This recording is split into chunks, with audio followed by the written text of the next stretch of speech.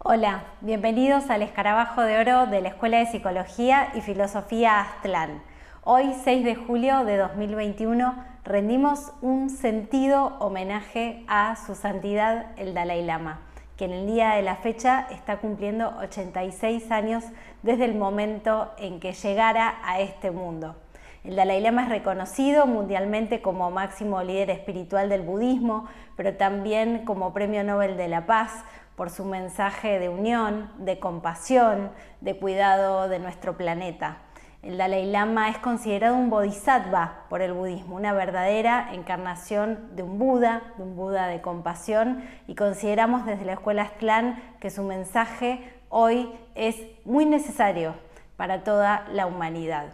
Vamos a compartir junto a ustedes en este cariñoso y respetuoso homenaje una conferencia que diera nuestro director, el profesor León Azulay, director de la Escuela Aztlán, sobre una introducción al budismo, su psicología y filosofía.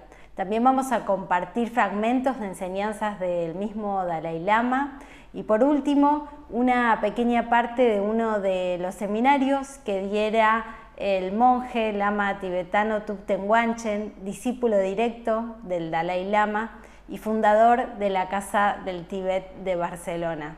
Desde aquí le deseamos con todo nuestro respeto al Dalai Lama que tenga una muy larga vida y esperamos que disfruten junto a nosotros de este pequeño homenaje. Bueno, ¿qué tal, amigos? Hoy vamos a hacer un video especial en homenaje al budismo. Voy a explicar por qué. Hoy es un día importante para el budismo tibetano y se cumplen 60 años del exilio de los budistas que tuvieron que irse del Tíbet debido a la invasión china y se refugiaron en la India justamente el 10 de marzo de 1959, cumpliéndose hoy 60 años, y hoy hacen una conmemoración en todo el mundo donde tienen comunidades. Nosotros vamos a hacer un pequeño homenaje, ya que han venido acá a nuestra escuela el año pasado, por ejemplo, Thupten Wanchen, el venerable Lama Thupten Wanchen, astrólogos y médicos tibetanos, con el cual estamos en contacto, y también estudiamos el budismo en nuestra escuela. Por lo tanto, hoy quiero hacer un homenaje junto con ellos sobre qué es el budismo. Puesto que en Occidente hay mucha confusión acerca del budismo, generalmente se cree que el budismo es una religión, hoy en Occidente. Bueno, en cierta medida es cierto que es una religión hoy para el pueblo de este mundo moderno en Oriente o en Occidente. Pero en realidad el budismo es mucho más que eso. Es religión, es psicología, es filosofía y es metafísica. Más que nada, según el Dalai Lama, es la ciencia de la mente. O que no lo que nosotros llamamos psicología. Es decir, a nivel más superior del budismo, de los monasterios, de los estudios, de los monjes, es psicología, metafísica y teología. Para el pueblo en general es una religión popular. Por eso quiero aclarar que el significado de todo esto en beneficio de lo que ha aportado el budismo a Occidente a partir de la llegada de este conocimiento a nuestro mundo occidental, y que fue de esta forma. Primero vino el budismo Zen, que es de origen japonés, a principios del siglo XX, a través del doctor Suzuki, a principios del siglo XX, como dije, colaborando con el doctor Jung, pero a nivel no muy popular, sino para una difusión más intelectual o libresca o racionalista, que fue la primera llegada de este conocimiento llamado budismo. Posteriormente, cuando ellos tuvieron que irse a la India, los tibetanos, el budismo del Tíbet, aclaro que el Tíbet, el budismo es uno solo, pero está dividido en distintos métodos según el país donde se ha difundido en Oriente. Por ejemplo, está el budismo del Tíbet, el budismo de Indochina y el budismo de Japón. Tienen distintos métodos, pero la base o el conocimiento básico es el mismo. Lo que difieren es en los métodos. Bien, siguiendo el tema. ¿Qué es el budismo? En realidad el budismo es una psicología profunda y una filosofía profunda. A nivel popular es hoy una religión, pero no vamos a considerar el nivel popular, sino la base del original budismo que dio a conocer Gautama, Siddhartha Gautama al Buda, hace más de 2500 años. Y se basa con dos postulados. Primero, las 4 nobles verdades. Es el primero y voy a ir explicándola someramente en este video. Y la segunda parte, el noble óctuple sendero. Esa es la base de todas las escuelas budistas, sea la tibetana, la del Japón o la de Indochina, con métodos diferentes. ¿Qué son las 4 nobles verdades? Son las siguientes. La primera verdad, que es la existencia del dolor. O sea, el Buda explica que la vida en el mundo físico es una escuela para la conciencia humana y consiste en sufrir el problema de la existencia física. A eso se refiere con el dolor, a que ellos le llaman dukkha. Doy los nombres también orientales. La segunda noble verdad es cuál es la causa del dolor. Samudaya. La tercera es la cesación del dolor, o nirodha. Y la cuarta noble verdad, la liberación del dolor, que es el otro postulado que dije, que es el noble óctuple sendero. Ahora voy explicando en forma muy somera qué significa las 4 nobles verdades y el noble óctuple sendero, y el libro básico del budismo, que se llama Dhammapada o Evangelio del Buda. La primera noble verdad, que es la existencia del dolor. Bueno, el budismo se considera, cuando llegó a Occidente, hablando del tema del dolor, en una sociedad materialista y atea como la occidental, cayó muy mal esto de que la vida es dolor, por el pesimismo de la mentalidad occidental. Pero es una verdad irrecusable, que la existencia física genera dolor físico, del cuerpo físico y de la mentalidad. ¿Cuáles son las causas, o sea, de la existencia del dolor? El Buda dice el cuerpo físico, especialmente los dolores físicos, la forma material, que ellos le llaman rupa, las sensaciones y las reacciones negativas emocionales, hoy le llamamos emociones negativas, la falsa percepción, el falso conocimiento y la falsa asimilación de lo que percibimos. Ellos le llaman Sankhya. El cuarto postulado de estos agregados son los impulsos resultados de la falsa percepción y de las malas sensaciones que producen emociones negativas, o samskara. Y quinto, la conciencia del ego, la conciencia de vigilia, es decir, la conciencia cotidiana, que relaciona al objeto y al sujeto. Entonces él afirma que todo lo compuesto de este conjunto, al no ser bien conocido por el individuo, produce dolor y sufrimiento. La segunda noble verdad es la causa del dolor. La causa del dolor son los deseos, no las necesidades. Los deseos son miles, tenemos miles de deseos en el mundo físico, que se basan en los placeres, en la ignorancia, en el apego, en la sociedad de consumo moderna, ¿no es cierto? Aunque en aquella época no había eso, pero también había apego. Y el deseo que produce, es la base de la ignorancia, producía conflictos. Por lo tanto, una de las causas del dolor es los deseos, no las necesidades, que son otra cosa. Y nombra este tipo de conflictos: la gratificación de las pasiones del deseo, el apego a todas las cosas externas al ser humano, el apego a los objetos de sensación, el abandonar los conocimientos espirituales.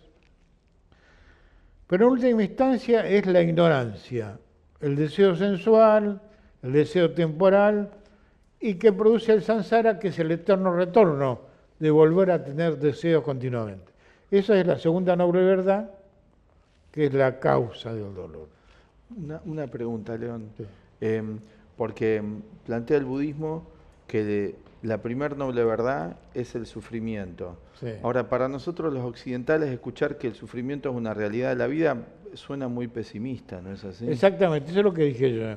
Yo hoy, que cuando llegó el budismo a Occidente se consideraba muy pesimista, y hoy también, ¿no?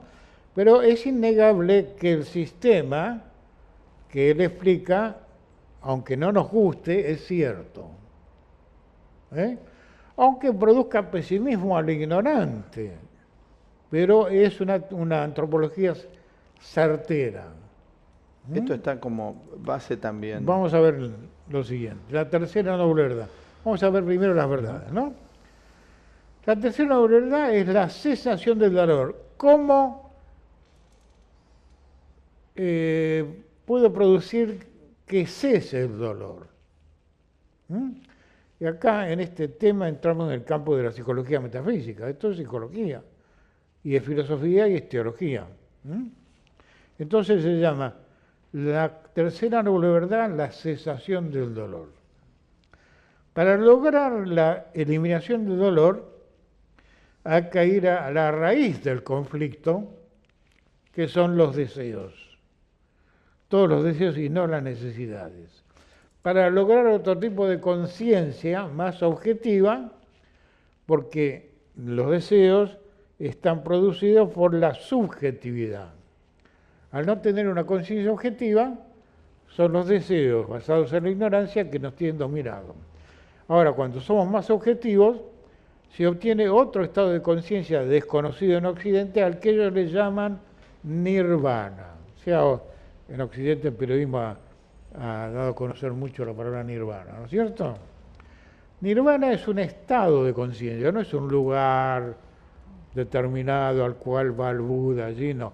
Es un estado superior de conciencia, que en el idioma de ellos le llaman nirvana. Una pregunta, León. Sí. Porque en las psicologías occidentales solamente se concibe que está el estado de conciencia de vigilia o lo inconsciente como lo reprimido. Así es. Y acá está planteando otro nivel. Está planteando otro nivel. La psicología budista es más avanzada que nuestra psicología occidental, y hay que reconocerlo. Porque se basa en una realidad sobre la existencia del ser humano en el mundo, que son las cuatro nobles verdades que no se tuvieron en cuenta en la psicología occidental, ¿no es cierto?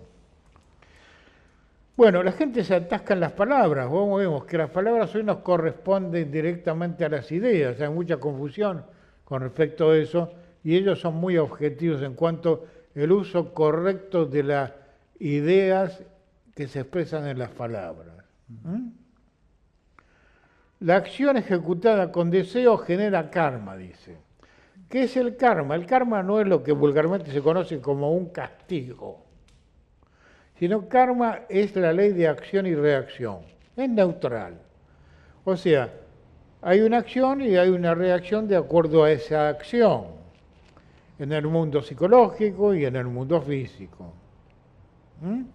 O sea que no es un castigo, sino depende de lo que uno haga, físicamente o psicológicamente, va a ser bueno o malo, según la acción que ponga en movimiento, va a dar resultado una reacción. Por lo tanto, no es un castigo, sino la ley de compensación de la acción. Eso es el karma. Y el karma, o acción y reacción, se basa en lo que ellos llaman dharma, que son las leyes de evolución de la línea humana. Lo que Jung llama arquetipos.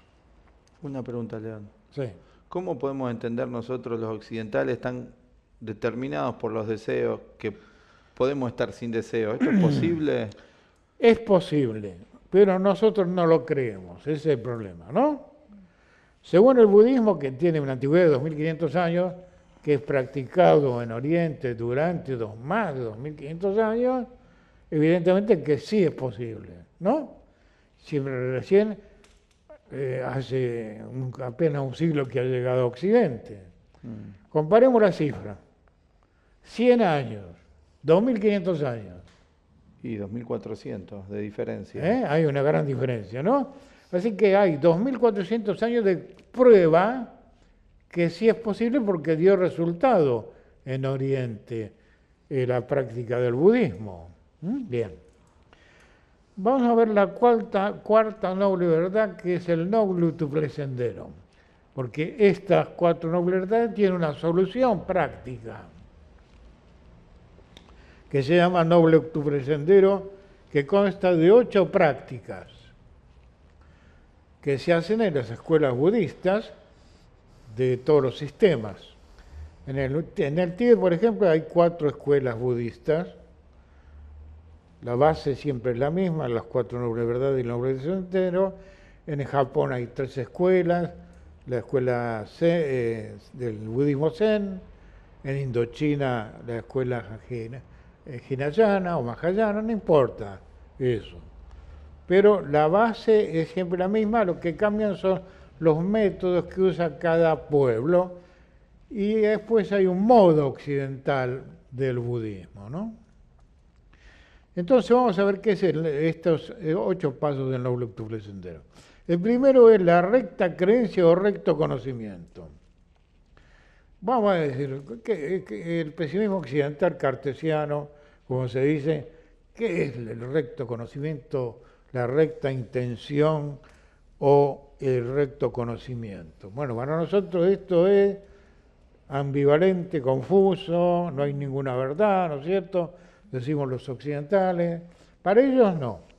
Para ellos hay precisión. Está la ignorancia, que es no saber, y el recto conocimiento, que es el saber. Una pregunta, León, Sí. de esto, porque también escuché que se lo llama la vía del medio o el camino Ese del medio. es ¿Tiene el que camino también, tenés razón, sí, sí. o sea, uno habitualmente tiende a ir a los opuestos, ¿no? Esto nos genera sufrimiento. Exactamente. Y acá se plantea la idea, cuando hablas de recto, tiene que ver con la idea de un equilibrio, de un camino del medio. El camino del medio, le llaman los budistas. Es decir, entre los extremos. No es extremista. ¿Vieron el péndulo que va de un extremo al otro? Es extremista. Cuando llega al medio, está en equilibrio. Entonces ellos dicen que el budismo es el camino del medio, o sea, el camino del equilibrio. Bien, la recta creencia o recto conocimiento. Segundo, el recta aspiración. ¿Qué es esto de recta aspiración? Es lo que se llama en Occidente, vamos a traducirlo al lenguaje de la psicología occidental, recta intención. La correcta intención, la buena intención.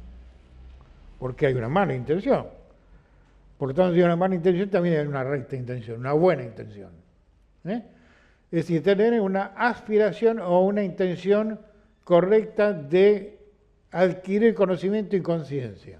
Ese es el segundo punto. Una pregunta, Sí. o sea que el karma se acumula no solo por las acciones que uno realiza, sean positivas o negativas, sino también por las intenciones que uno tiene. Exactamente. Una cosa es la intención de los deseos del ego, que se basa en la ignorancia, otra es la intención del conocimiento, con inteligencia. Y a esa intención se refieren los budistas. El siguiente punto del noble octuple sendero, la recta palabra. Bueno, ¿vieron? Este es un problema para Occidente, porque la confusión en Occidente es muy grande hoy, ¿no? ¿Cuál es la recta palabra? ¿No? ¿No es cierto? Acá en la escuela, el que viene a estudiar desde la psicología occidental, todo recto, todo recto, recto. ¿Qué es esto de recto? Recta palabra. ¿Serían las buenas palabras o las malas palabras? No, no tiene nada que ver. Bien. Las rectas palabras son las palabras objetivas. Por ejemplo, esto es un libro, no una tortuga. Esto es una lapicera, no un avión. Un avión.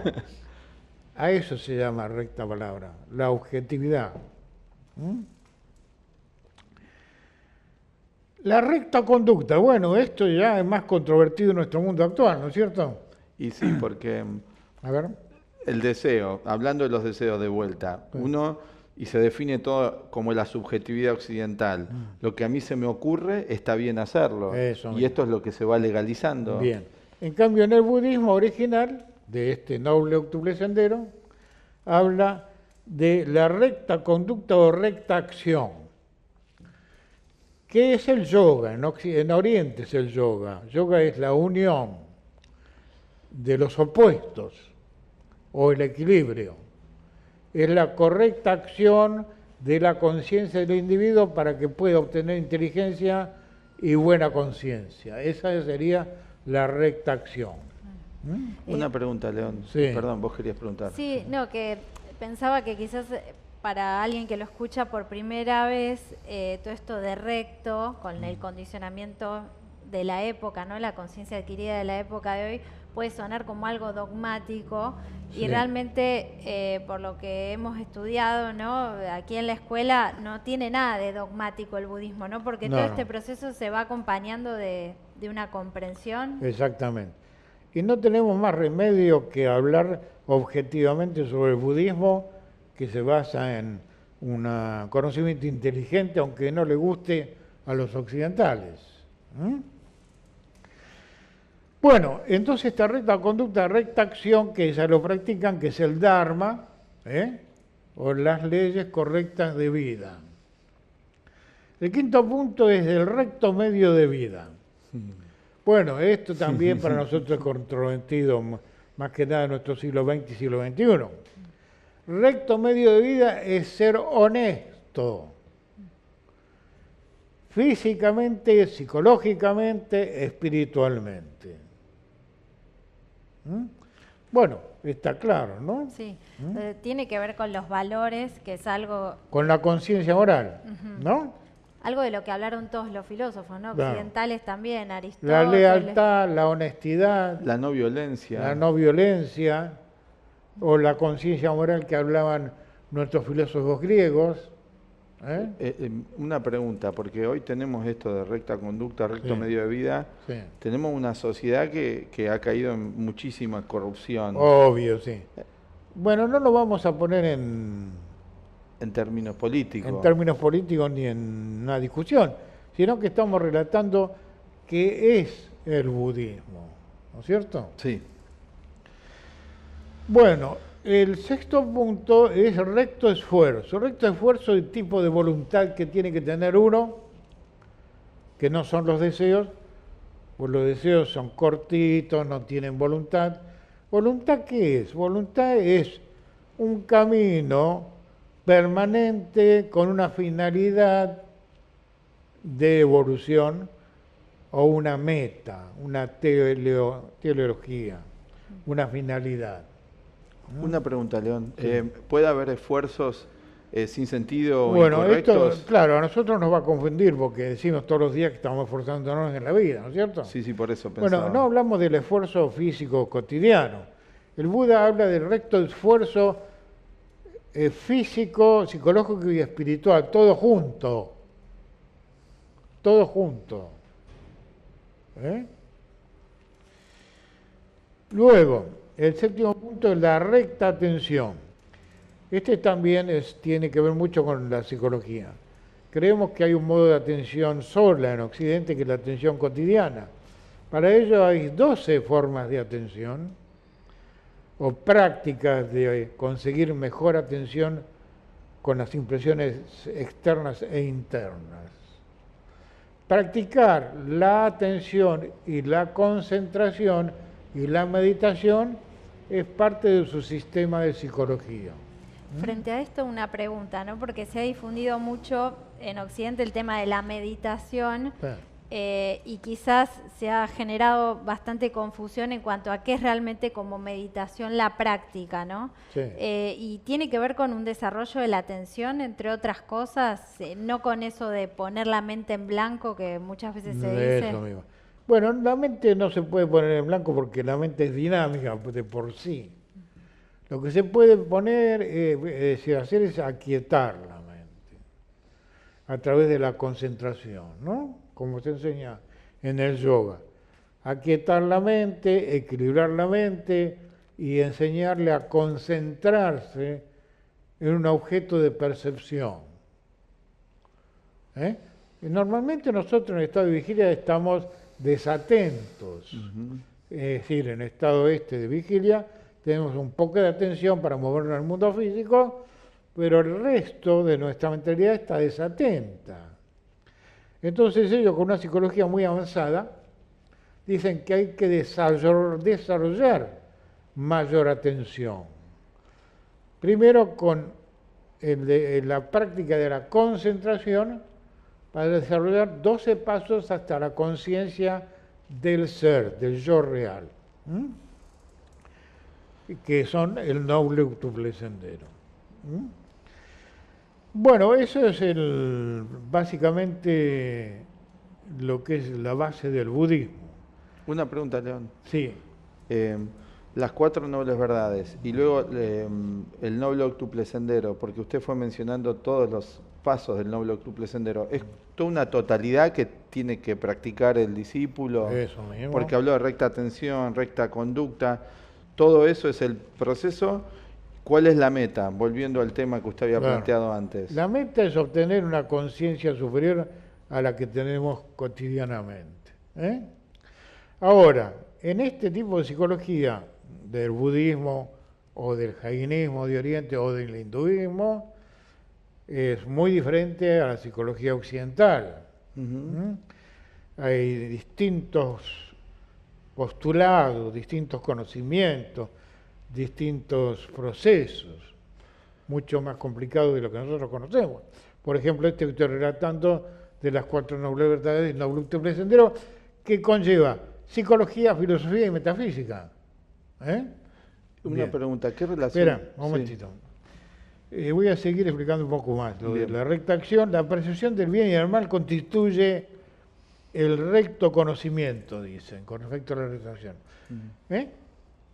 Fíjense, vamos a meditar sobre eso, a ver qué significa eso. La percepción del bien y del mal, la diferenciación entre el bien y el mal es el recto conocimiento.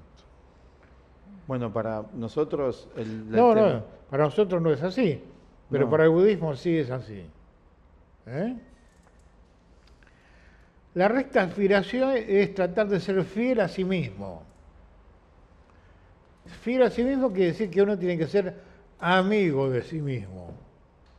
Porque en realidad el primer enemigo que tenemos es nuestro conflicto interior. Por lo tanto, lo primero que tiene que hacer uno, como dicen ellos, es ser amigo de sí mismo, que es la recta aspiración. Y la recta conducta comporta la búsqueda de la verdad trascendente. ¿Qué significa la vida? ¿Qué hay que hacer en la vida? ¿Cuáles son los roles que nos toca actuar en la vida y qué indican cada rol? Que no es arbitrario, porque cada rol es un arquetipo, es un modelo de vida. Ser profesional o ser hombre o mujer o profesional son modelos. Eso es lo que llaman la recta conducta. En relación a esto, León, sí. Vos empezaste hablando de las 4 nobles verdades, ¿no? O sea, todo este camino que estás desarrollando acá, ¿no? Con el noble octuple sendero es para liberarse de ese sufrimiento, ¿no? Es para liberarse del sufrimiento de la vida física y obtener la conciencia necesaria en la escuela de la vida, porque para ellos la vida en el mundo físico es una escuela para la conciencia. Por eso los budistas actualmente de la escuela tibetana dicen que es la ciencia de la mente su sistema. Ustedes habrán visto en los vídeos de Dalai Lama que constantemente dice el budismo es la ciencia de la mente.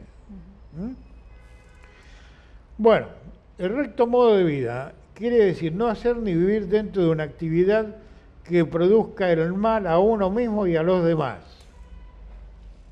¿Está claro? No hace falta que lo explique. No.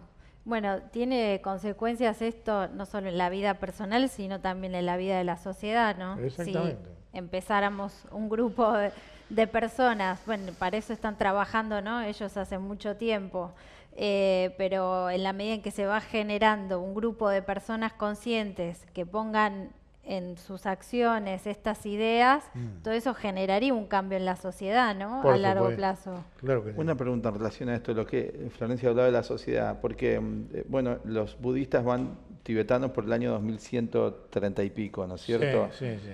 Durante todo ese tiempo en el Tíbet, hablando justamente ahora que se conmemora el aniversario de que se tuvieron que ir del Tíbet, todos estos principios que usted habló antes de que para la población era un aspecto religioso, ¿no? ¿Estaban implícitos en la forma de vida? Por ejemplo, recta conducta, esto habló de los roles. ¿Esto estaba detrás de la conducta de la población? Sí, eso estaba porque el Tíbet, antes que llegaron los chinos, era una sociedad cerrada, no conocida por Occidente durante 2500 años.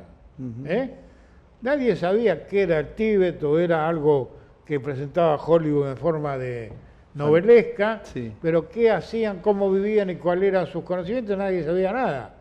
Hasta que, al irse a la India, tuvieron que venir a difundirlo por todo el mundo y hoy sabemos qué era el Tíbet, qué era su religión, su filosofía, su psicología, su modo de vida, ¿no es cierto?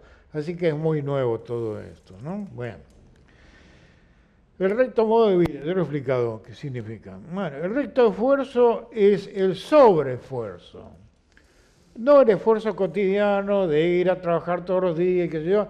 No, el sobreesfuerzo, como dice en el cuarto camino del señor Gurdjieff, un esfuerzo superior al cotidiano.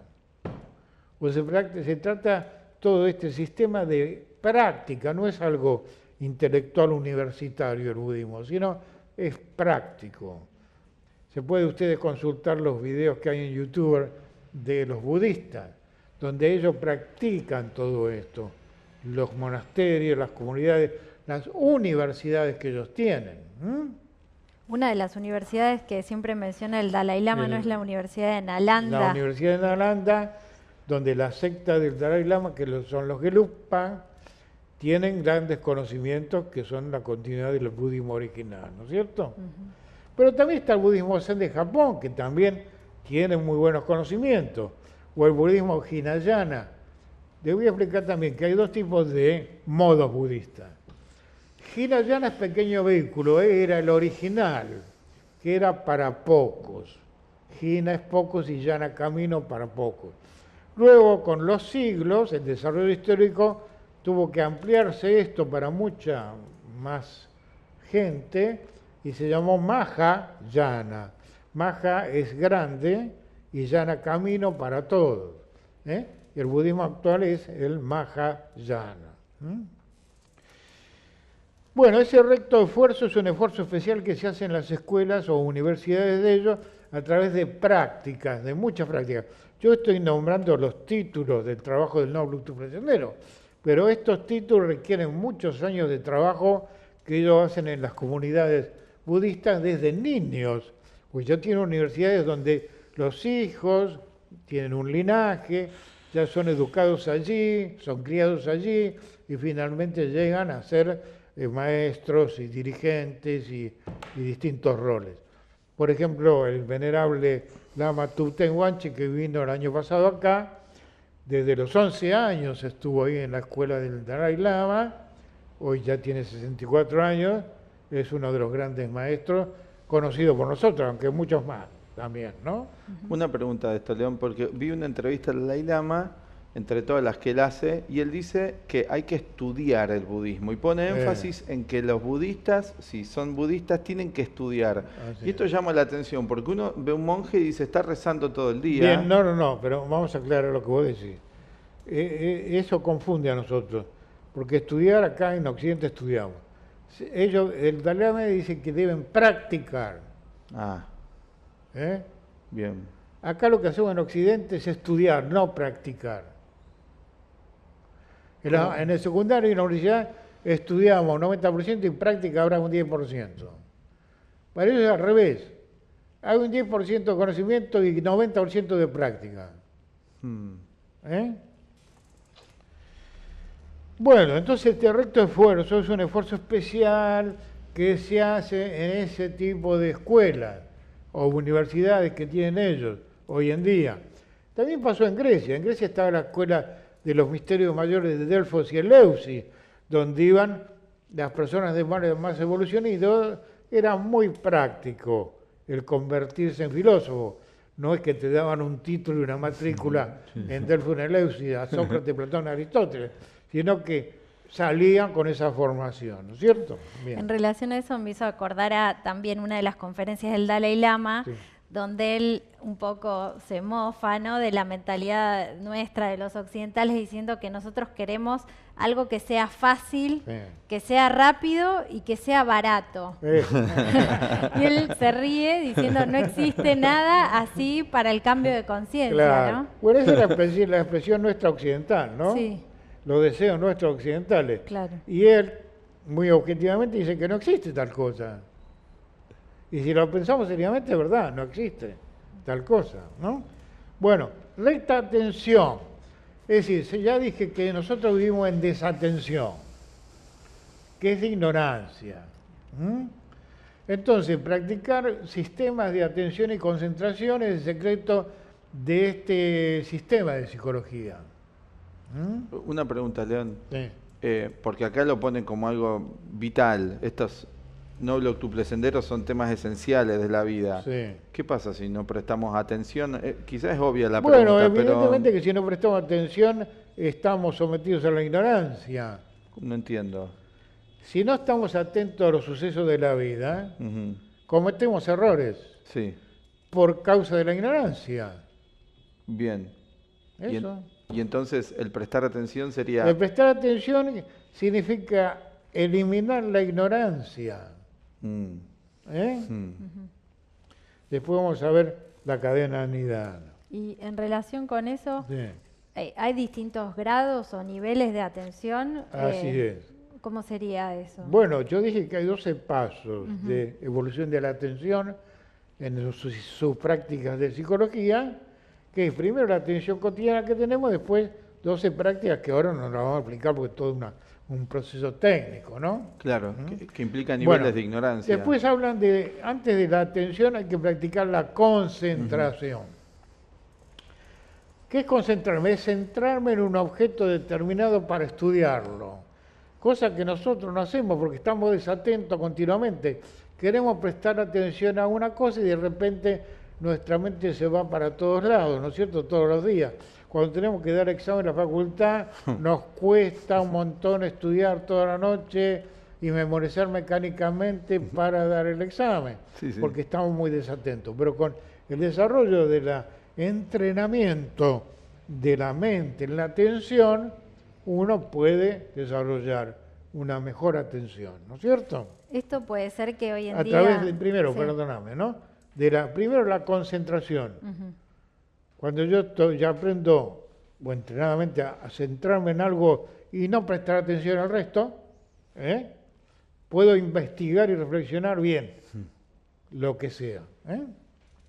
Hola. Hoy en día que vivimos en la sociedad del entretenimiento, justamente uno busca, se llaman a veces distracciones, ¿no? Quiero salir, distraerme, se hace más necesaria, ¿no? La tener o desarrollar una práctica de cómo volver a la concentración, porque en cualquier cosa que hagamos vamos a necesitar de esto. Bien, yo te voy a contestar desde el budismo, aunque yo no soy budista, ¿no?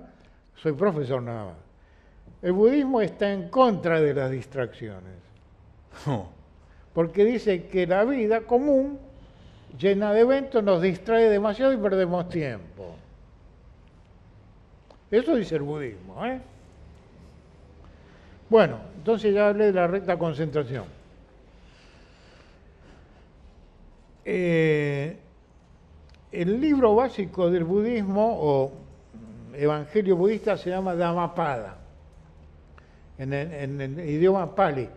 Hay un idioma antiguo que se usaba en la India, en el budismo, en aquella época, que se llamaba el pali, y otro idioma que era el sánscrito, que ya no se usan más, ¿no? Es como el latín en Occidente, que ya no se usa más.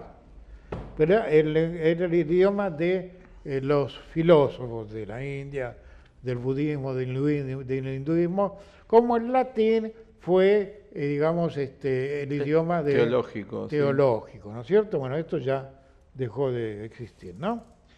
Bueno, Dhammapada quiere decir el camino de la ley. Dhamma es Dharma, o ley, y pada, camino. Trata de enseñanzas. Voy a nombrar algunas de las enseñanzas de Dhammapada, que está escrito en varios libros.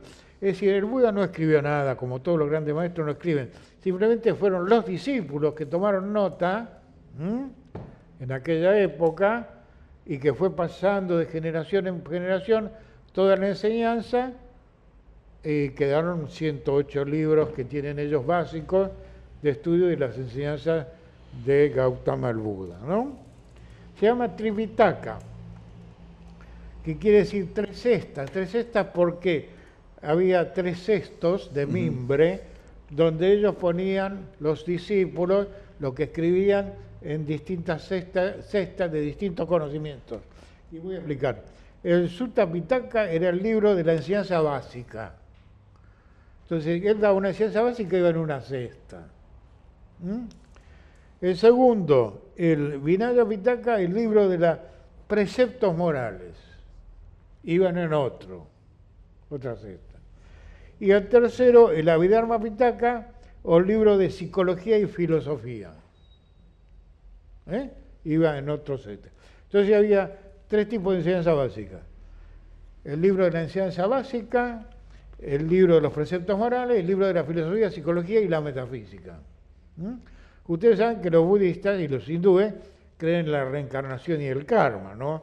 No es como nosotros los occidentales, que somos bastante ateos en el mundo moderno, ¿no? Ellos siguen creyendo en la reencarnación, el karma, el eterno retorno, le llaman de distintos modos, ¿no? Es muy común eso en Oriente, ¿no? En la India, en Japón, en el Tíbet, en la antigua China, en Indochina, en Oriente. Reencarnación y karma es algo que todo el mundo lo acepta sin ninguna discusión. En Occidente para nosotros no, eso nos tienen que comprobar que es cierto, si no, no lo creemos, ¿no es cierto? No, nos gusta la idea, pero hay que ver si es cierto, decimos acá en Occidente, ¿no? Bueno, este libro Dhammapada consta de distintos capítulos y lo voy a nombrar sucintamente. Primero, uno se llama la vigilancia. La vigilancia es la atención. Dice que la vigilancia es el sendero de obtener otra conciencia. Vigilancia es la atención. En relación a esto... ¿Se acuerdan del vigilante? Bueno, en mi época el policía le llamábamos vigilante. Cuando yo era joven, ¿no? Sí. Estaba el vigilante de la esquina, que vigilaba la cuadra. Le decíamos, está el vigilante, ¿no? Sí. Que prestaba atención, cuidaba, sí. ¿no? Por eso dice, la vigilancia es el camino de la atención. Esto está también en el Nuevo Testamento, ¿no? En el Evangelio, donde... Sí. Cristo en varias ocasiones dice, velad, no durmáis. No durmáis. Tiene que ver con esta... Es lo mismo. El Maestro Jesús decía lo mismo. 500 años después es la continuidad. Otro modo, al modo de Medio Oriente. Pero si comparamos sin prejuicios. Sí, sin partidismo. Sin partidismo, sin prejuicios. La enseñanza psicológica y morales del budismo con la del Maestro Jesús, el cristianismo, no hay ninguna diferencia. ¿eh? Ujú. A diferencia de algunos siglos, ¿no? Para mí. Bueno, después hablan de la mente, cita vaga en el idioma de ellos, ¿no? Dice que la mente común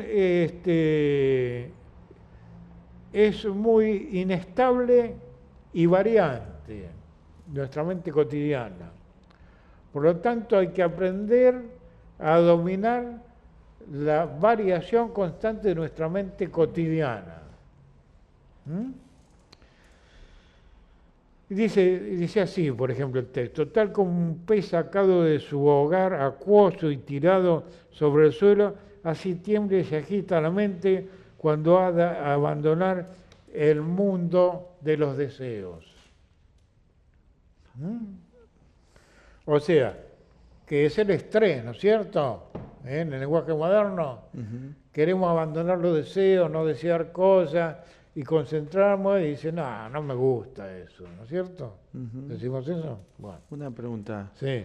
Porque Entonces habla acá, en el cita vaga, la naturaleza de la mente, ¿no? De la mente cotidiana y de la que hay que adquirir. Sí, ¿qué me preguntaba? sí, el hecho de dominar la mente, ¿no? Sí. A uno, en primera instancia, esto le suena como una pérdida de la libertad. Así es. ¿Cómo es esto? Porque es la impresión primero que recibimos, que recto, que sí. dominar la mente, Interesante la idea tuya.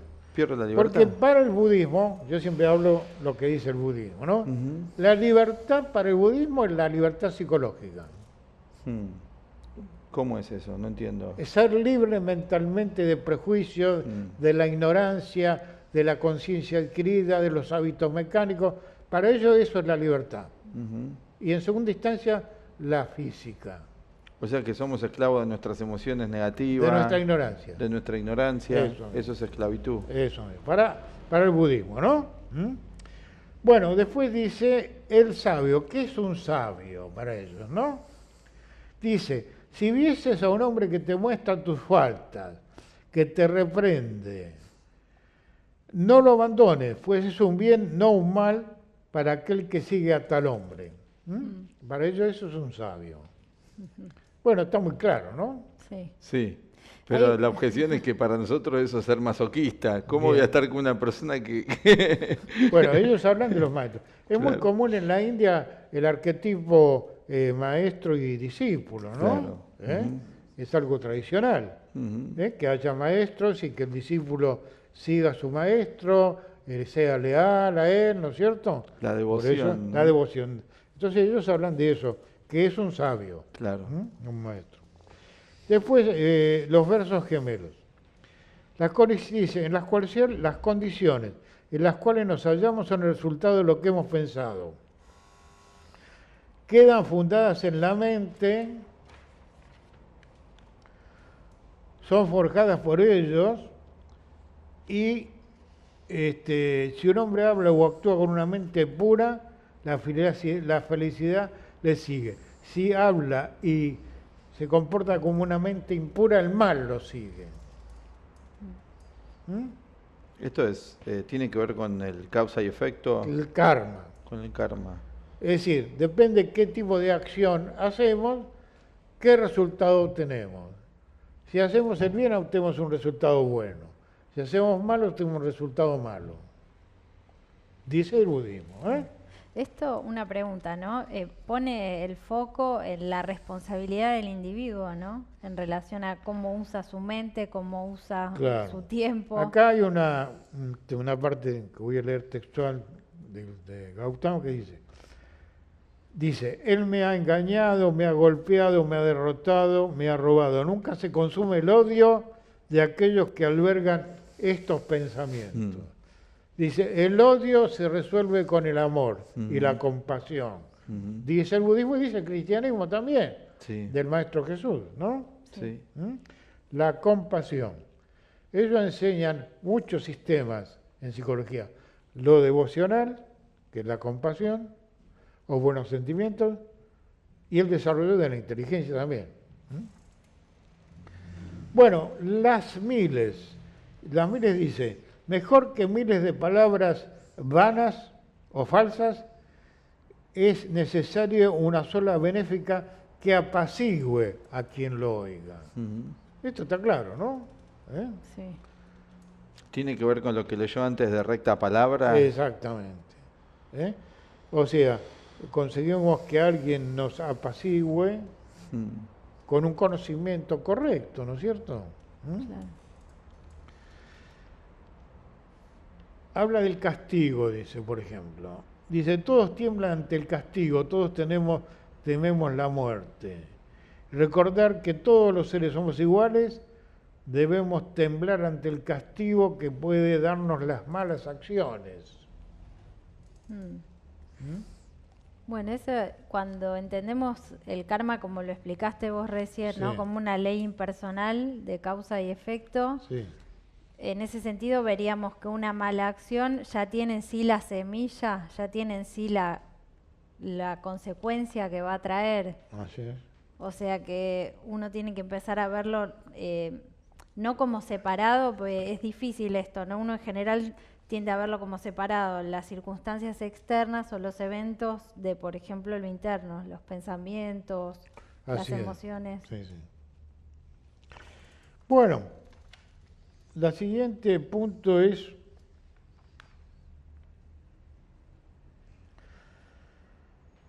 dice, aquellos que no han llevado una vida correcta y que en su juventud no lograron el verdadero conocimiento mueren como viejas garzas en un lago sin peces, o sea, en la ignorancia. O sea, si uno ha perdido tiempo en la vida con las distracciones, muere ignorante. Por lo tanto, tiene que pensar que tiene que aprender correctamente de la experiencia de la vida. Esto, León, Sí. es algo que se le puede enseñar a cualquier persona de cualquier edad. Sí, seguramente. ¿Se puede enseñar esto a los niños? Sí. Esto que dice del sentido de la vida, de Sí, tener sí. en cuenta. Seguramente, no es una cosa complicada. No. Es sencillo lo que estamos hablando, ¿no? Ujú. Luego habla del mundo, ¿no? Dice, no sigas la senda de lo indigno, no seas negligente, no adoptes falsas opiniones, no seas como aquellos que se apegan al mundo de los deseos y caen en la ignorancia. Porque el tema de la cadena nidana, o el principio de ello, es que el primer punto dice, de la ignorancia depende el karma. Con la cesación de la ignorancia cesa el mal karma.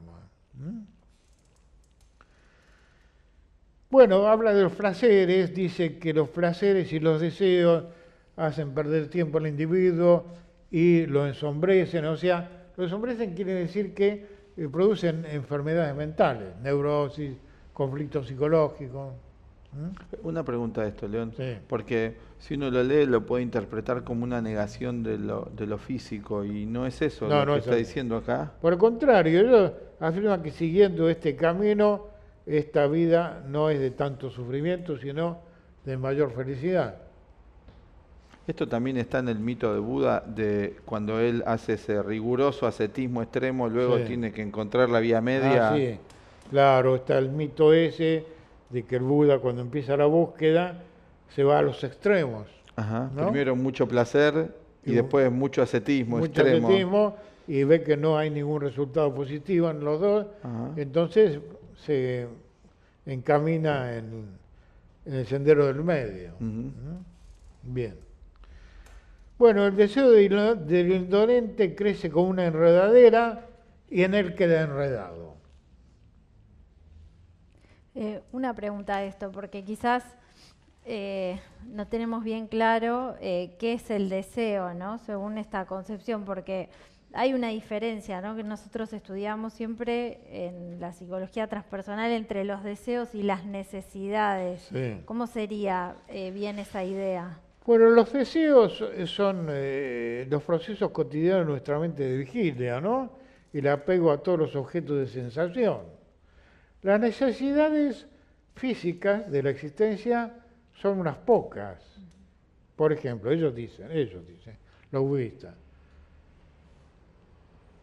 la comida y la bebida, el respirar, el vestirse, tener una casa, una familia y el conocimiento de qué hay que hacer correctamente en la existencia. Esas son las necesidades. Lo demás dice que está de más. Eso dice el budismo. Bueno, dice el sabio budista, no es fácil librarse de estas fuerzas ligaduras que sujetan al hombre a este mundo. Sin embargo, algunos logran la completa destrucción de las mismas, optando por la vida sin hogar, exenta de deseos y la renuncia a los placeres sensuales. Abandona el pasado, el presente y el futuro y alcanza la otra orilla, que se llama nirvana, o sea, la otra conciencia, una conciencia superior.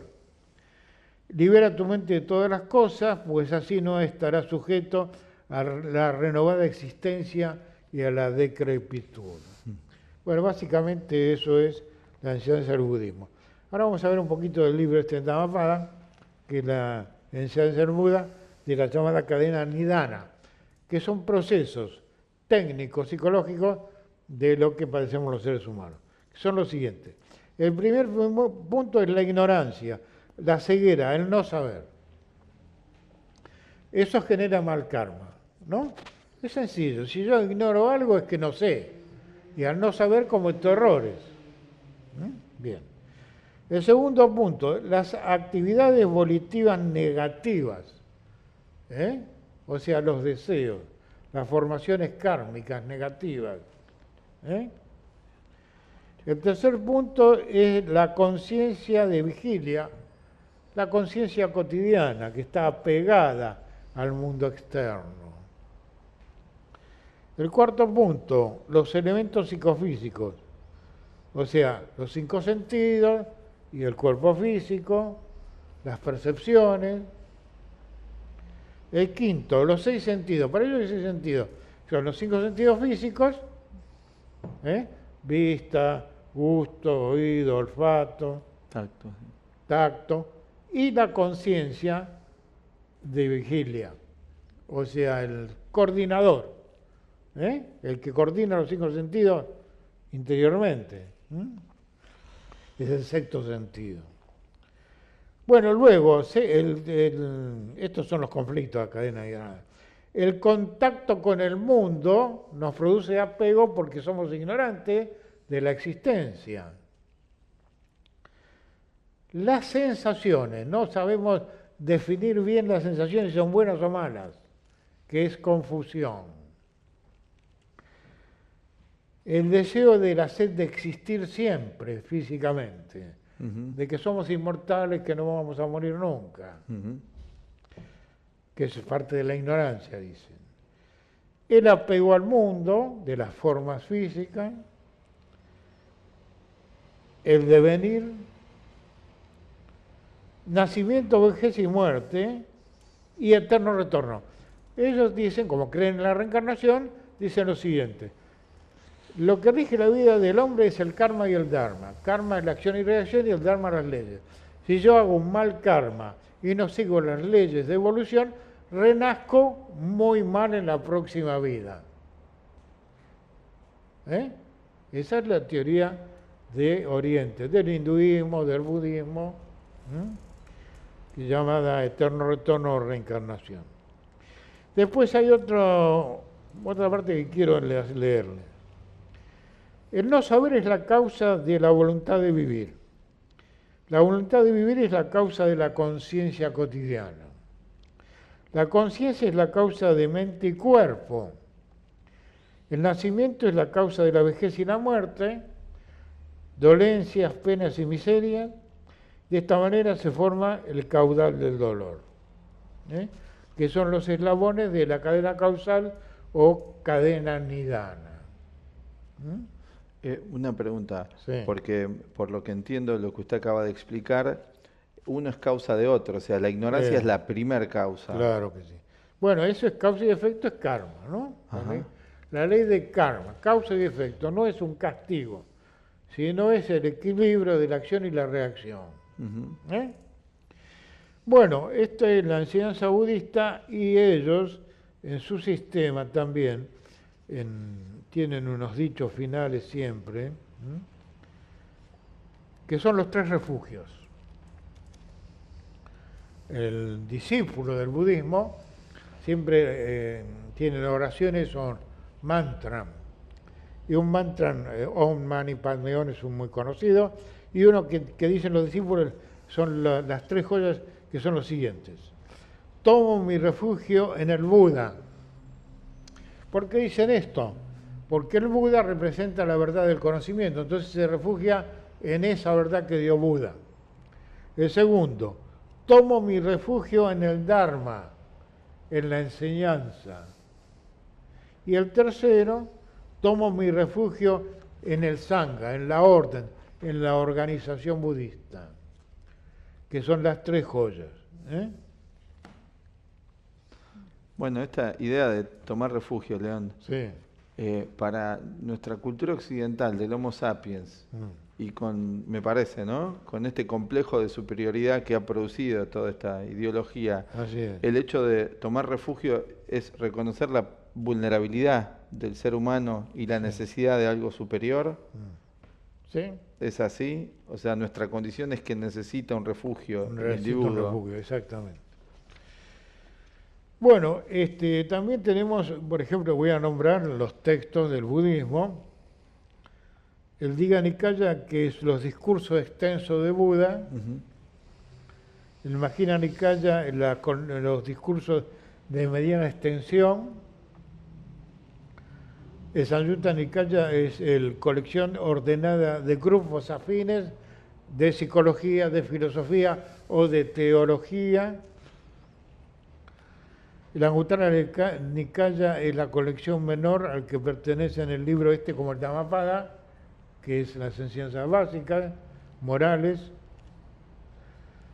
Bien, hay muchos conocimientos en el budismo que todavía nosotros en Occidente debemos aprender, ¿no?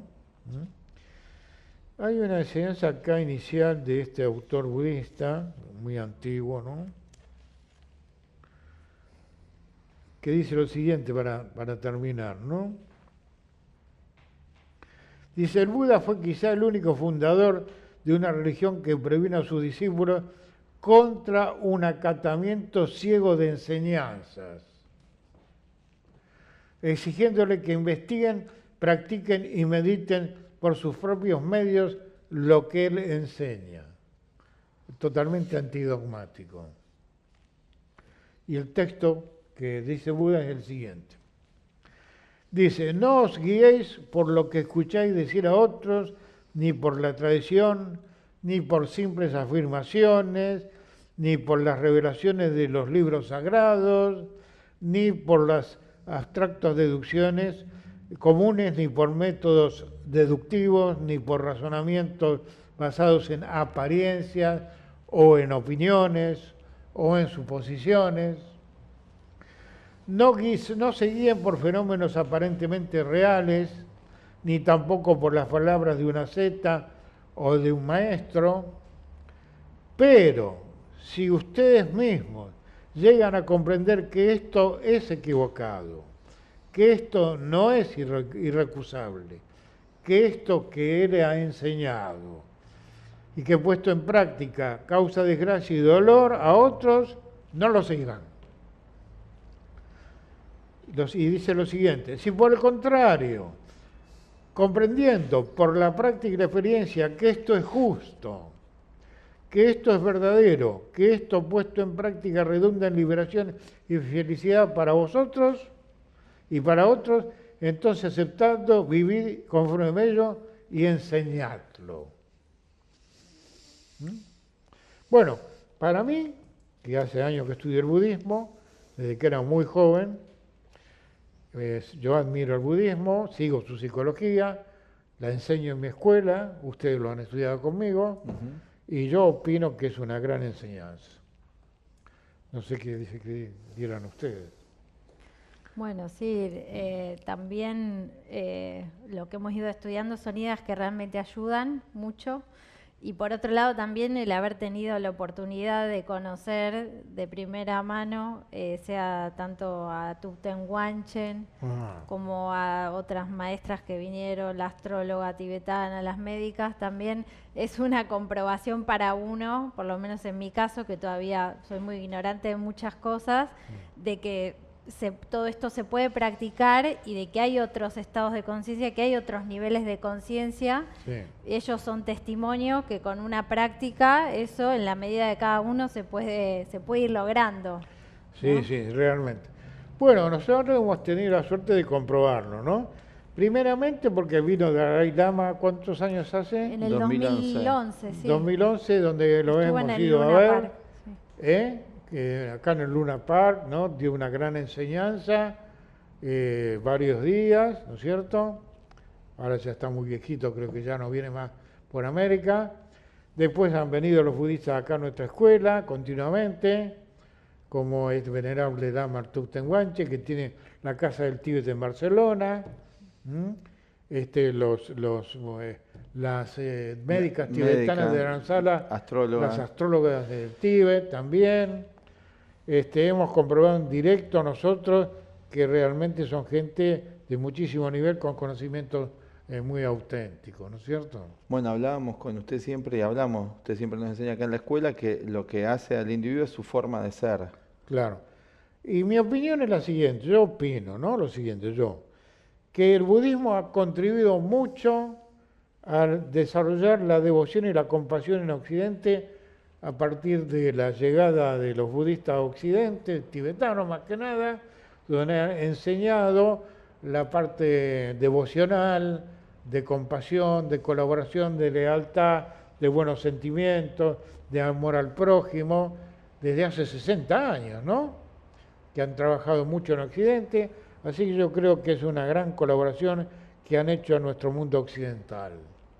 En esto, León, de la compasión y la devoción, es importante que, bueno, en este aniversario, que el Dalai Lama nunca transmite que hay que luchar con violencia frente a una injusticia. Al contrario, él sigue la doctrina de Gandhi de la no violencia, ¿no? Y bueno, hoy es un aniversario importante para ellos. Se reúnen ahí en Bélgica, en Bruselas, conmemorando el 60º 60 años de exilio en el Tíbet, donde han sufrido mucho de la invasión. Viven en Dharamsala, en el norte de la India. Ahí vive el Dalai Lama, que ya tiene 83 años, y que se han difundido en todos los países del mundo, donde tienen escuelas, tienen grupos, tienen maestros, ¿no es cierto? En fin, es un gran aporte a la cultura de la nueva época histórica, ¿no? Bueno, de hecho, grandes pensadores como fueron Jung, Gurdjieff, practicaron, estudiaron el budismo y también en su psicología están todas las enseñanzas budistas implícitas. También están. Un gran colaborador de orientalismo fue el doctor Jung, ¿no? Empezando por el doctor Suzuki, que trajo el budismo zen, y otros maestros de Oriente, que coordinó, como Richard Virgen con el I Ching. Inclusive Krishnamurti, que sin decirlo, Krishnamurti, también, es esto que usted leía hoy. Lo mismo. Alan Watts. Alan Watts también, que prosiguió con la enseñanza budista. Y bueno, hay que estudiar el budismo concienzudamente, con atención y ver el valor, ¿no? Sí. El valor psicológico y filosófico y espiritual que tiene. ¿no? Y ha resistido al tiempo, ¿no? Sí, totalmente, porque hoy en día, por ejemplo, a la cabeza el Dalai Lama, ¿no? Va liderando este proyecto junto con las neurociencias, sí, de dar una guía y una orientación para que desde la ciencia occidental también se vayan arribando a muchos conocimientos que ellos de otra manera por la propia experiencia ya manejan, ¿no? Acerca de los beneficios. También, porque Dalai Lama también trabaja con nivel de los científicos actuales, de la mecánica cuántica, de Estados Unidos, de Rusia, de otros países de Oriente, enseñándoles una metafísica, las neurociencias, ¿no? Que ellos conocen desde hace milenios. También Sí. Hay que superar el prejuicio de que esas culturas son primitivas. Exactamente. En relación a lo que usted está explicando, que hoy el Dalai Lama explica a los científicos ideas que ellos están recién Bueno, descubriendo. ese prejuicio se supera cuando uno investiga y estudia. Claro, Si no sabe, va a opinar cualquier cosa. claro. Pero si uno estudia, investiga y ve esto si es verdad, entonces ya va a reconocer la verdad. Pero si opina porque me gusta o no me gusta, se va a equivocar, ¿no es cierto? Bueno, este es nuestro aporte a la gran comunidad budista en su 60º aniversario de su exilio. Desde acá de Buenos Aires y de Aztlán le mandamos un saludo al Dalai Lama, a la gente de Donasala y a Tuten Guanche, que lo esperamos que venga nuevamente por nuestra escuela. Gracias. Gracias. Los invitamos a ver la conmemoración del cumpleaños número 86 por su santidad el Dalai Lama mismo en el día de hoy. Y también enseñanzas importantes que él diera acerca de la compasión. Esperamos que lo disfrutes. Now, one human being now many people, you see, really shows love me, and many people actually, you see, loves my smile.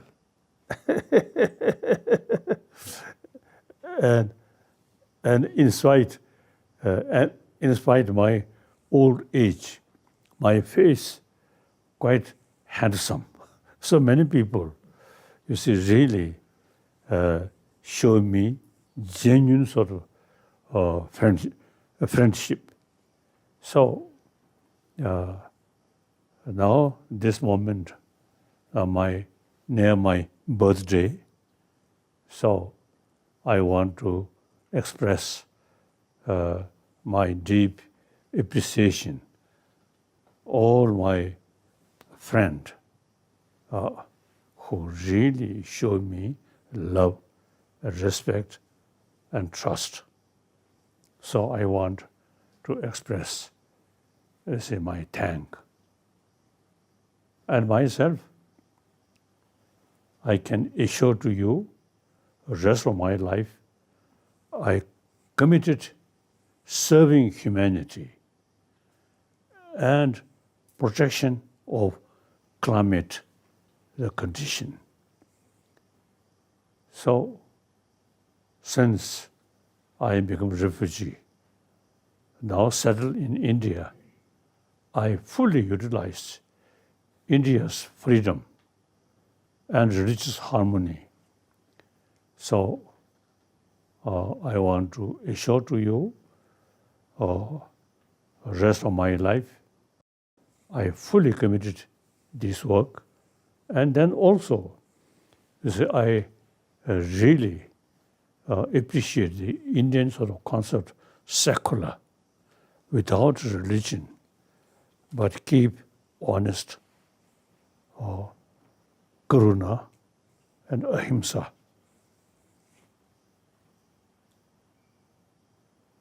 So, dear my friend, on my birthday, this is my gift. So please keep in your mind. I myself committed these non-violence and compassion till my death. So, as my offer to my friend, so I hope friends also keep these non-violence and compassion, should keep your rest of life.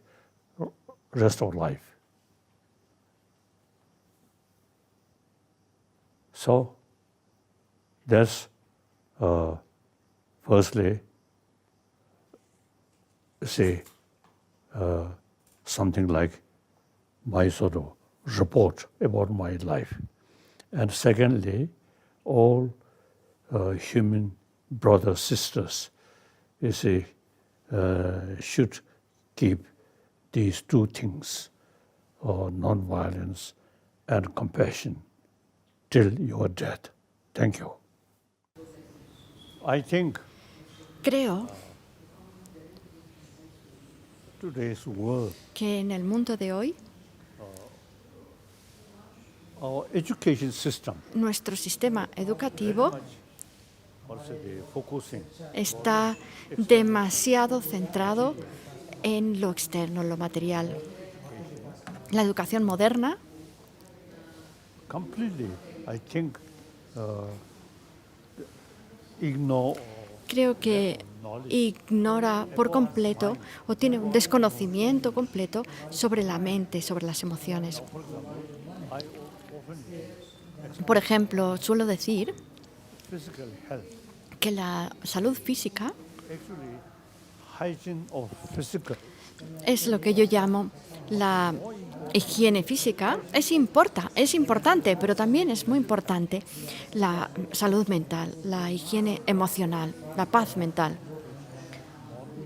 La educación moderna, el modo de vida moderno, está demasiado centrado en los valores materiales. Y esta educación está demasiado centrada en los valores materiales y no se preocupa demasiado por el mundo interno. hygiene of physical Por lo tanto, yo suelo decir que es muy importante la higiene física, pero todavía más importante es la higiene emocional. for that we have to Para ello, learn tenemos que aprender sobre la mente humana emotion. y sobre las emociones humanas. That's Indian tradition. Esto More lo encontramos en la tradición india. Ellos tienen más explicaciones sobre nuestra mente, sobre nuestras emociones. India tiene estos conocimientos de más de 3.000 años que incluyen los conceptos de ahimsa, la no violencia, y de karuna, la compasión. and with that sort of analytical meditation. Esto incluye la meditación analítica, el vipassana, y la meditación unificada en un solo punto, que es samatha, de concentración, meditación de concentración, que ya se habían desarrollado en este país hace 3.000 años o más.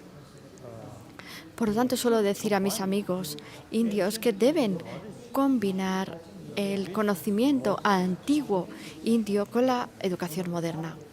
So now, Western education or modern education La educación moderna o la educación occidental está centrada principalmente en lo externo, en lo material.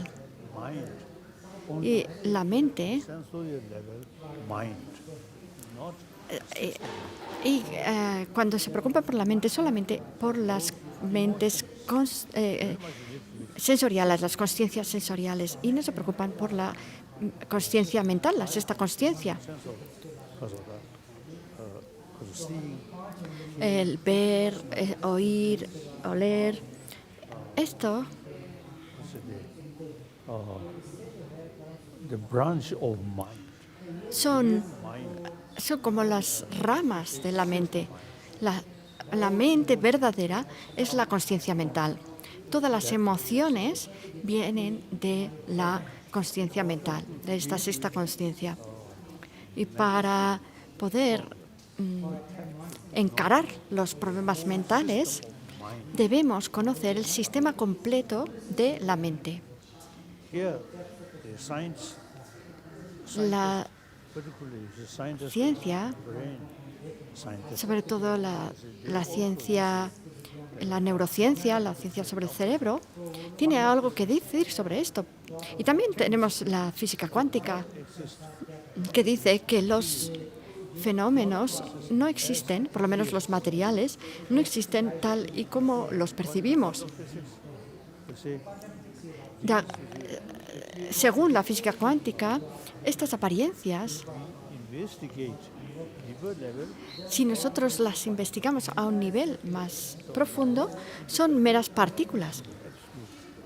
No hay nada que exista de manera independiente o absoluta.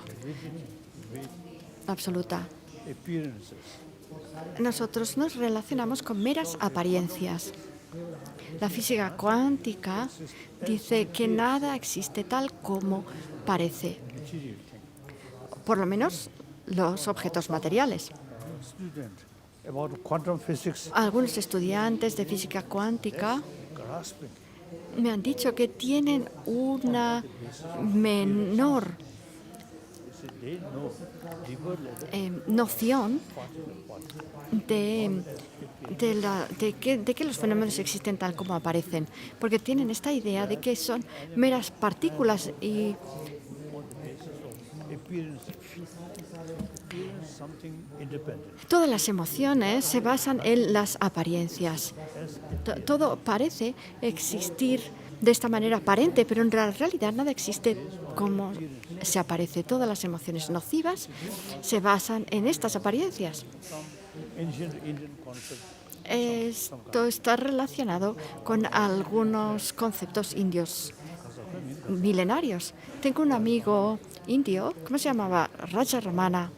he once told me Él me dijo una vez que la física cuántica es un campo nuevo en Occidente, mientras que ya se había desarrollado aquí en la India hace 2600 años. Y después recitó algunos versos de algunos textos de Nagarjuna.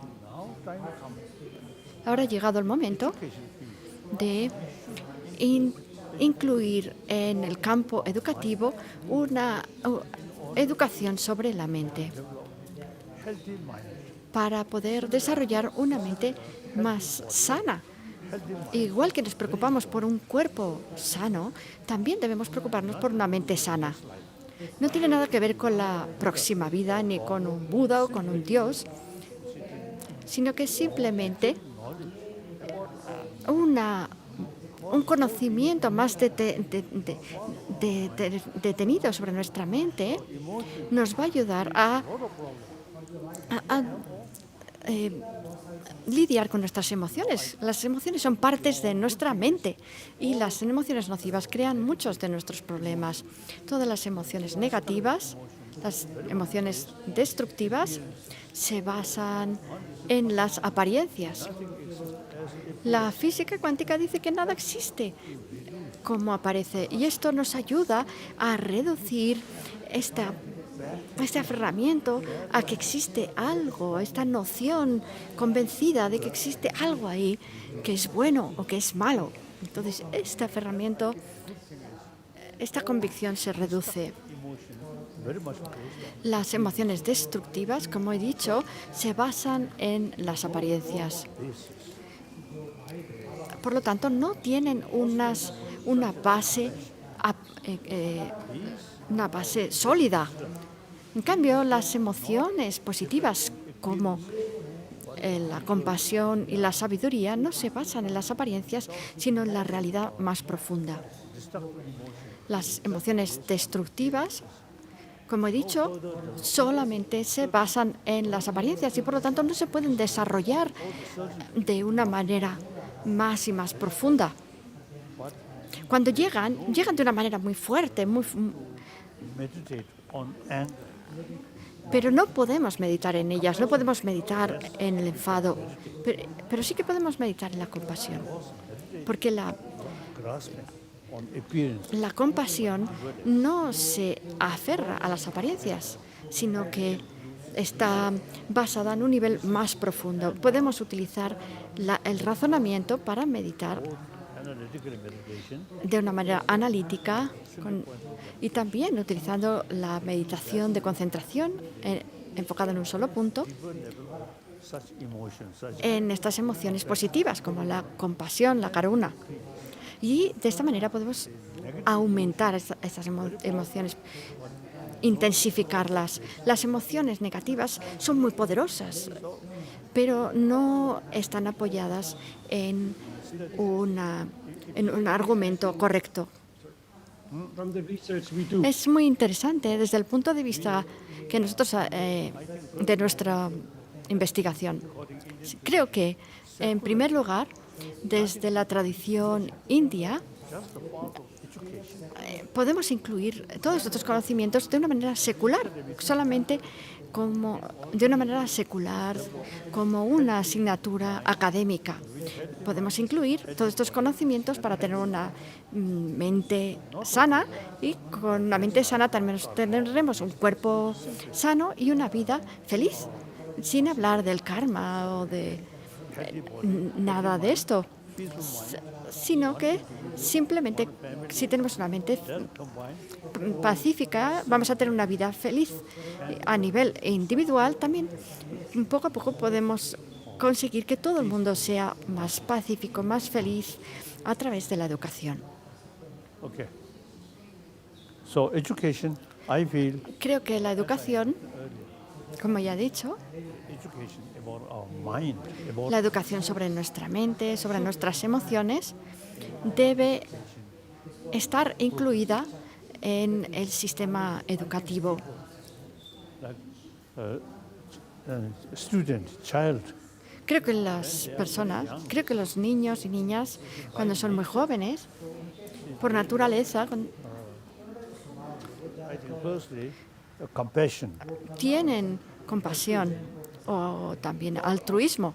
By our mother, Creo que lo aprendemos de nuestra madre, cuando nuestra madre nos amamanta. as a social animal, you see, Como animales sociales, all ages of experience. los niños y niñas ya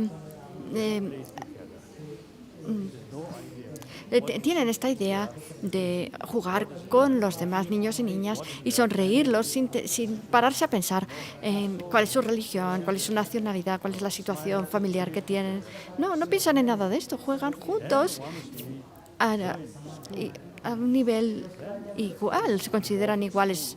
Después, cuando entran en el colegio, se encuentran con esta educación que no se preocupa por los valores humanos más profundos y que solamente se centra en los valores materiales. A través de esta educación, Village.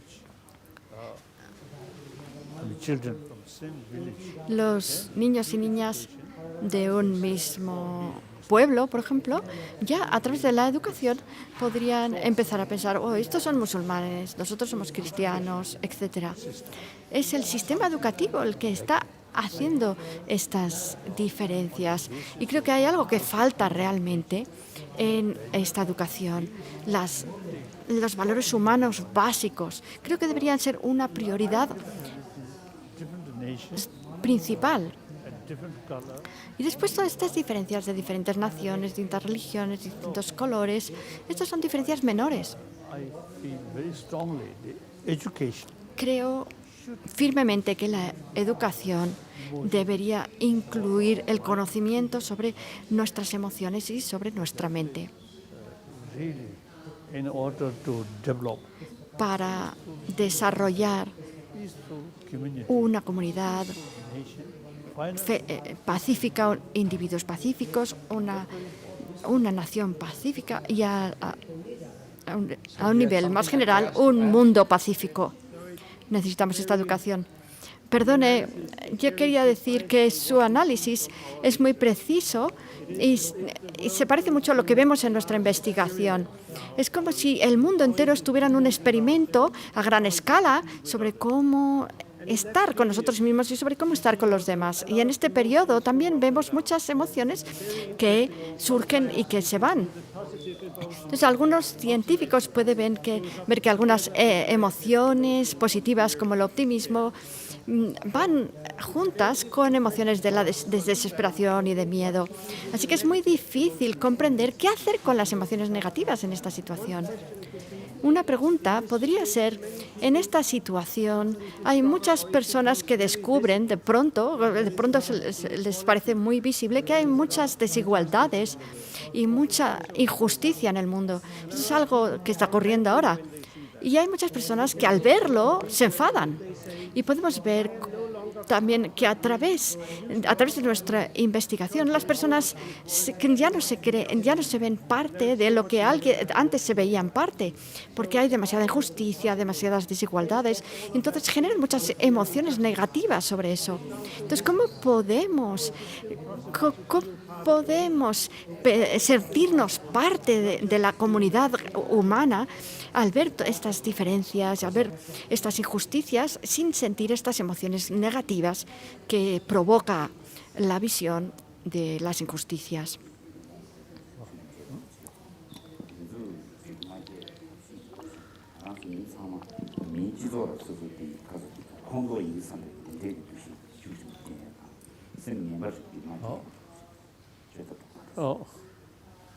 Now, number of problems which we are facing. Muchos de los problemas que encaramos en nuestra generación, sus causas reales las podemos encontrar en el sistema educativo del pasado, en que no se preocuparon en enseñar cómo lograr una mente pacífica y la paz interior. En el mundo interior no se preocupaban. Entonces solamente se preocupaban por la higiene física y no por la higiene mental. It is quite true. Es muy cierto. Podemos echarle la culpa a la generación pasada. Ellos no se preocuparon por esta educación y, por lo tanto, ahora nosotros tenemos muchos problemas.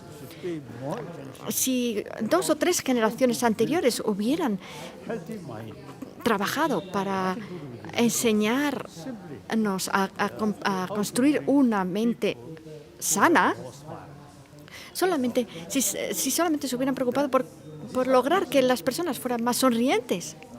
Eso es algo fácil, pero a veces que las personas creen que es mejor tener una cara seria y así te van a respetar más, y que si sonríes, las personas te van a despreciar un poco, van a pensar que eres demasiado simple. Even sort of smile. You see, since we use Incluso las sonrisas different emotion, we make distinction. también pueden ser diferentes dependiendo de las emociones que estamos sintiendo. Por ejemplo, las sonrisas sarcásticas, diplomáticas. We need a genuine smile. Lo que necesitamos son sonrisas genuinas, no diplomáticas ni sarcásticas. So, you see, this sophisticated mind, Esta mente sofisticada smile. Even dogs que tenemos, smile. creo que podemos utilizarla también para sonreír. Incluso los perros aprecian una sonrisa si les sonríen. Y no hacen ninguna diferencia entre una sonrisa sarcástica o diplomática o genuina. Creo que los seres humanos somos demasiado listos y creamos todas estas diferentes maneras de sonreír. Pero creo que realmente es la educación. Creo que la educación debería incluir el conocimiento sobre nuestra mente, sobre nuestras emociones. Positive, constructive emotion. Todas las emociones positivas, las emociones constructivas, se basan en el razonamiento. Destructive emotion. Todas las emociones destructivas, por el contrario, se basan en las apariencias que no están avaladas por razonamiento. El enfado se basa en la ignorancia. La compasión se basa en el razonamiento y, por lo tanto, la compasión se puede entrenar a través de la meditación. El enfado viene muy rápido, aparece muy rápido, pero no podemos meditar en el enfado.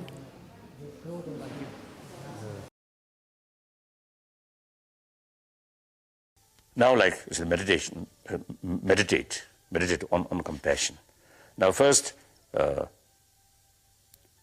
visualize certain, think some unfortunate, people. Say, now, for example, in those people who are facing starvation, or who have mental defect. So these kind of people, visualize or remember these, and then you develop some kind of genuine feeling of concern about that, or feeling of compassion.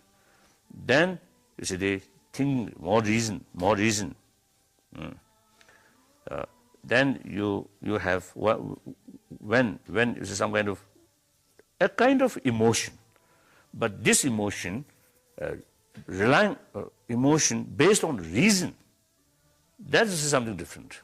The attachment emotion, no reason. Anger emotion, no. I think the basic nature, no reason, but some kind of spontaneous, the emotional feeling. The compassion, this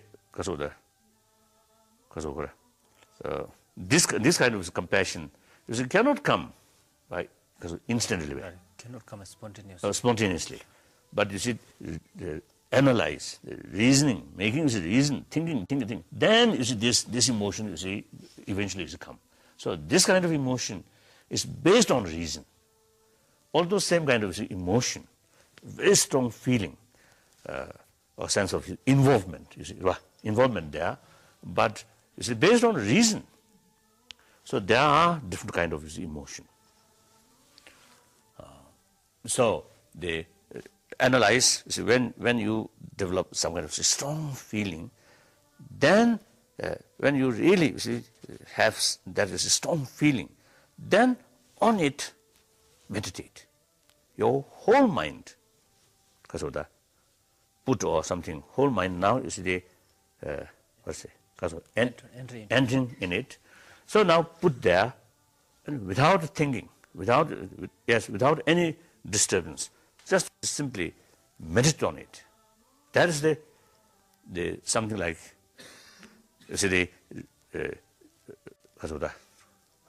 writing, and at the end making seal, that kind of thing. Analyze. Then finally, as a sealing, you see, your mind now determined. I will remain on it. That kind of thing. Then when you are feeling eventually a little bit weaker, then again analyze and try to develop this strong feeling. Then meditate on it. That's the way. That's one way. So then you should go days and weeks and months. Our mental attitude eventually will change. The more compassionate is the feeling is developed, then much easier to tackle anger. So the hatred or these things, negative emotion, very forceful. If you analyze, no sound basis. But you see, the moment is very strong. And when you see when at the time of fully developed the negative emotion, very difficult to react, to control or to react. So the proper way is the training, the compassion, and meantime, when you develop more appreciation, feeling of appreciation about compassion, then you will see the negativeness about hatred. Y para terminar, la conferencia que diera en nuestra escuela el venerable monje lama tibetano Thupten Wanchen, discípulo de su santidad el Dalai Lama, educado en el monasterio que él dirigiera en Dharamsala. Esta es un testimonio de un verdadero practicante del budismo. ¿Sabes? ¿Cuántos vamos a durar? ¿Alguien puede decir aquí? ¿Cuántos años va a vivir? no tenemos fecha de muerte. Todo el mundo tiene fecha de nacimiento. Sí, fecha de nacimiento tiene, ¿no? En la carnet, pasaporte tiene fecha de nacimiento. En el pasaporte no hay fecha de la muerte, ¿sabes? Si hay fecha de la muerte, entonces, seguro, antes de caducar, tiene que renovar, ¿no? Pero no hay fecha de la muerte. Por lo tanto, muy importante es que la vida no sabemos cuánto va a durar nosotros, ¿vale? Y a partir de ahora, incluso a partir de hoy mismo, ¿no? Entonces que tiene que valorar nuestras vidas. Hasta hoy hemos malgastado nuestro tiempo. A partir de hoy, a partir de mañana, entonces, ¿verdad? Que utilizar nuestro tiempo es muy precioso, tiempo de humanos, ¿verdad? Que no va a volver. Sí, ayer ya pasó. Hoy, desde por la mañana, ahora ya, mitad ya ha terminado, adiós. Y esto, sábado por la mañana, no va a volver. Estamos más cerca a la muerte. Sí. ¿Ok? Cada día, cada momento estamos acercando a la muerte, ¿sabes? Parece que, sí, vale, muy bien, cumpleaños, muy bien, cumpleaños. Y nosotros decimos, cumpleaños, Un lado, cumpleaños, porque celebrar es podido vivir hasta hoy, vale, muy bien. Pero otro cumpleaños, estamos más cerca, un año menos de vivir, de la vida, más cerca a la muerte. Entonces, ¿por qué celebramos? Sí. Por lo tanto, en Tíbet no existe, antes no existe cumpleaños, ¿sabes? No hay cumpleaños. Ahora, tibetanos que viven en Occidente, ¿no? América, Europa, todo esto, ya cumpleaños, ¿sabes? Cumpleaños, los tibetanos están, yo diciendo que estamos aprendiendo, sí, algo de occidental, ¿no?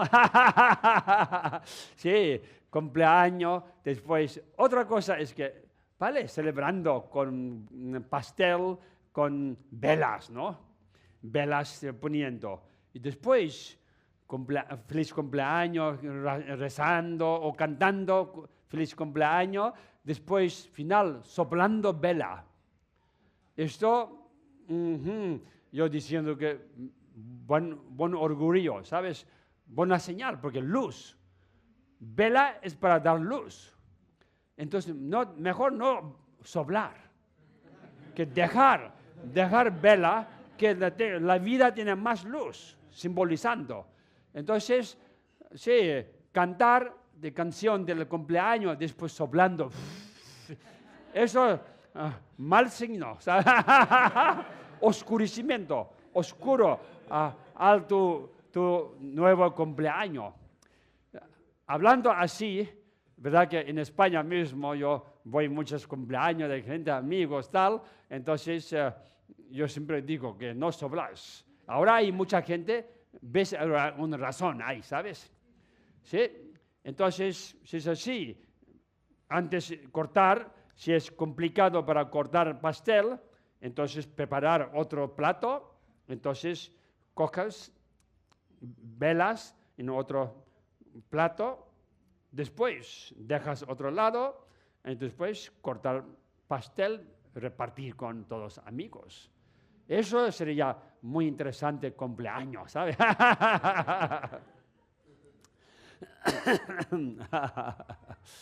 Ok. Y hasta ahora que todo el mundo ya sabe que señor León, ¿cuántos años tiene? Yo he dicho mi año también. ¿Sí? Entonces, esto. Y para Occidente también, para preguntar ¿Cuántos años tiene? Ajá, no gusta gente, ¿sabes? No, escondiendo su año. ¿Sí? ¿Y por qué? Nadie quiere pintar mayor, ¿sabes? Todo quiere ser más joven, ¿no? Por lo tanto, escondiendo arrugas, todo esto, mucha crema de antiarrugas. Sí, porque esto quiere ser más joven. Joven es interesante ser joven, ¿sabes? Sí, joven con mucha ánimo, joven con mucha voluntad. Es joven, tiene muchas posibilidades, pero hay ahora en Occidente, mayoría jóvenes no inspiran casi nada, ¿sabes? Solo con su iPhone, iPad, PlayStations y su computador, etcétera, etcétera, electrónico, y verdad que nadie, jóvenes, no quiere valorar su vida que tiene. Y eso, hay pocos jóvenes están despertando también, ¿sabes? ¿Por qué? Los jóvenes son futuro de este mundo. Tiene que educar bien. No solo en el colegio, profesor, no solo, en casa es muy importante. Los padres, ¿sí? Tienen mucha responsabilidad educar a sus hijos en casa. ¿Sí? Cómo comportar bien, cómo ser feliz, cómo aceptar las situaciones, cómo tiene que ser buen chico, buena chica, ¿sabes? Con buen corazón, cómo tiene que amable. En casa, hablando poco a poco a sus hijos, hijas, escuchando, ¿verdad? Que cuando sea mayor, recordando consejos de sus padres y después, chicos, chicas, puede ser buen chico, buena chica en futuro. En casa no dice nada, no enseñar a sus hijos, su hija, y después papá, mamá también viene de trabajo muy cansado, no tiene tiempo, y niños mete en su habitación, no sale hasta la mesa a cenar, y después, antiguamente, abuelos, padres, niños, todo vive en misma casita, ¿sí? Entonces, abuelos comentar su vida y niños escuchar, y padres contando su vida a sus nietos y cosas así. Hay transmisiones, ¿sí? Antes. Ahora, los nietos no ven sus abuelos, ¿sí? Y padres no tienen tiempo. Antes tienen más tiempo. 24 horas misma, antes y ahora. Sí, pero ahora parece 24 horas no llega, no tiene suficiente, ¿sabes? De trabajo, de pasear, del supermercado entrando y después subiendo, bajando, mirando, todo. Después viene con cansancio y después casa pierde humor y después no tiene ganas de hacer nada, hablar con nadie, después poco aburrido, mal humor, ¿sabes? Y después, según qué familia, entonces ya empezando casi cada día o cada semana discutiendo, ¿sabes?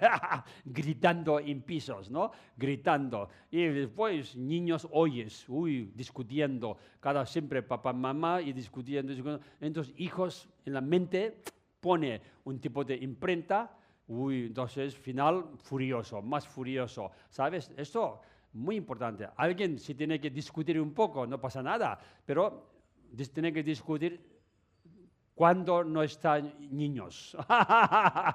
Sí, o niños durmiendo o niños están fuera. Entonces discutir un poquito. Frente de niños, porque cabezas de niños son muy flexibles, muy fácil de capturar y recordar a esto un momento, ¿sabes?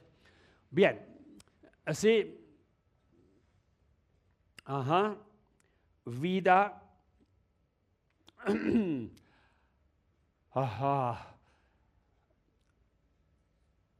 ok, entonces tenemos una pequeña pausa, pero bien, Todavía no he hablado casi nada.